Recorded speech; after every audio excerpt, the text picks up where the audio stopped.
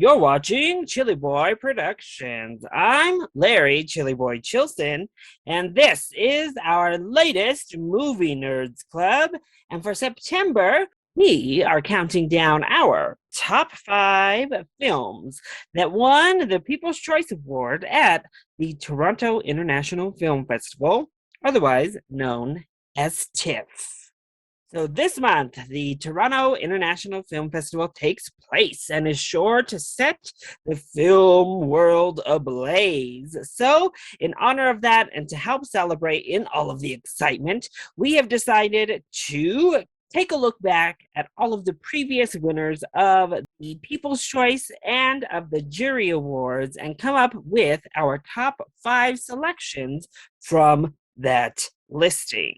Before I get into my actual list, make sure to hit that subscribe button so you are always chilling with me on each and every one of my new videos. Also, make sure to check out all of the videos and the channels for everyone else in the Movie Nerds Club. It is a growing group of us here in the FilmTube space. All of those links are in the description below. Now, without further ado, let's talk those honorable mentions, because you knew they were coming.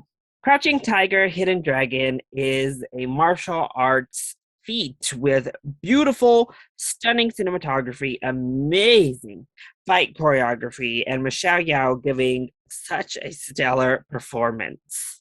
Slumdog Millionaire was my introduction to Dev Patel, which is always warranted and welcomed, but it provides a sweet story that helped introduce us to some diverse new leads, though it does get a little bit saccharine for my personal taste. And on the opposite end of the spectrum, we have Precious. This film almost completely lacks any sweetness in its true harsh depiction of the character Precious, with amazing performances from the entire cast. This film hits hard, it's tough to watch, but ultimately is worth it. Now, let's go ahead and kick off the actual countdown. Coming in at number 5, I have La La Land. And when I first saw La La Land at the Denver Film Festival, I was floored. I absolutely loved what I saw. But as I had time to sit on it and think about it all just a little bit more and talk to others, my opinion has come down just a bit when it comes to La La Land. It is a beautiful film overall, and it pays okay homage to classic musicals.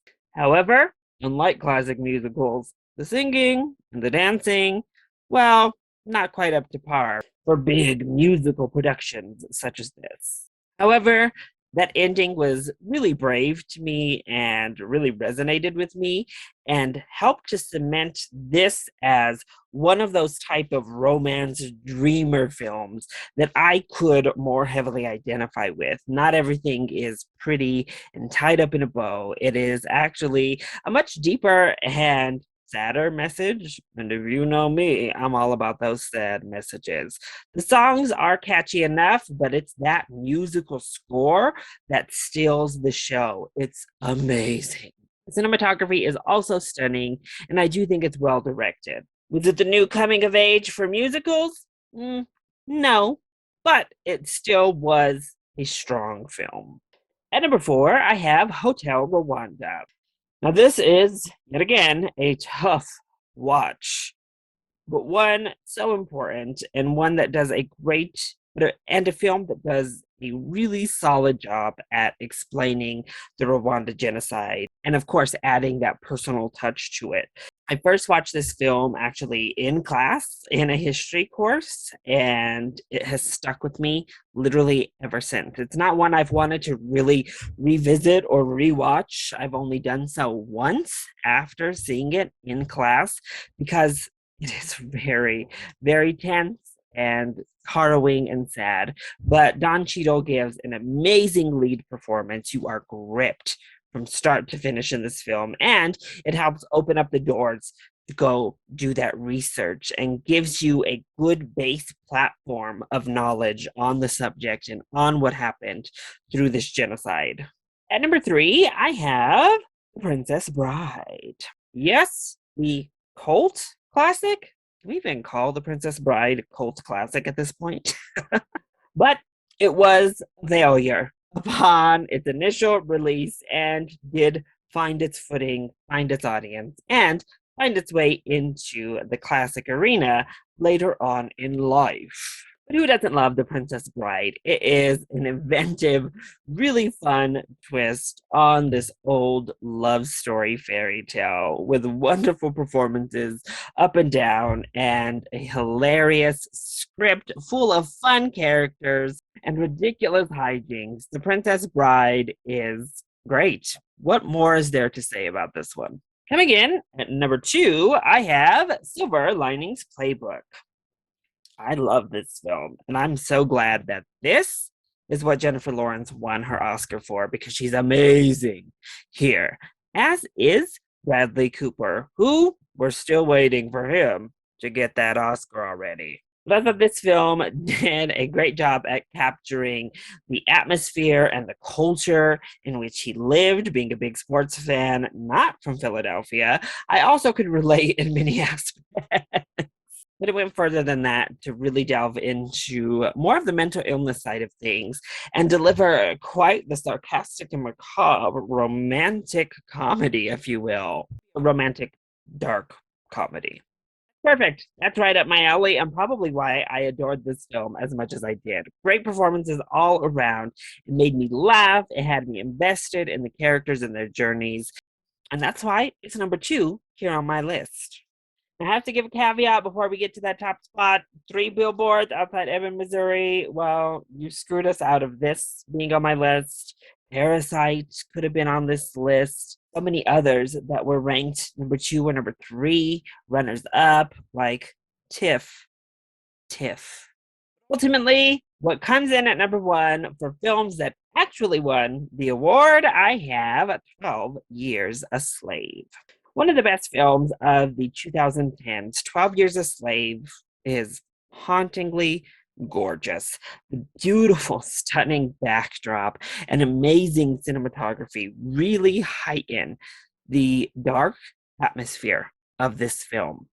McQueen delivers a masterclass in directing where he lingers just too long to make you uncomfortable, but never feels overtly gratuitous or as if we are relishing in the pain of these slaves and Black pain in general, which so many other films, particularly those directed by white directors, get wrong.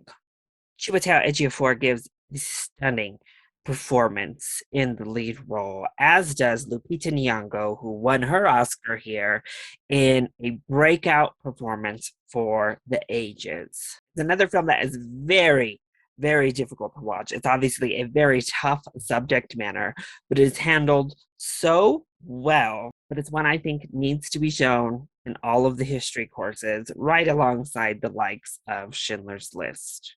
It's that important and that effective.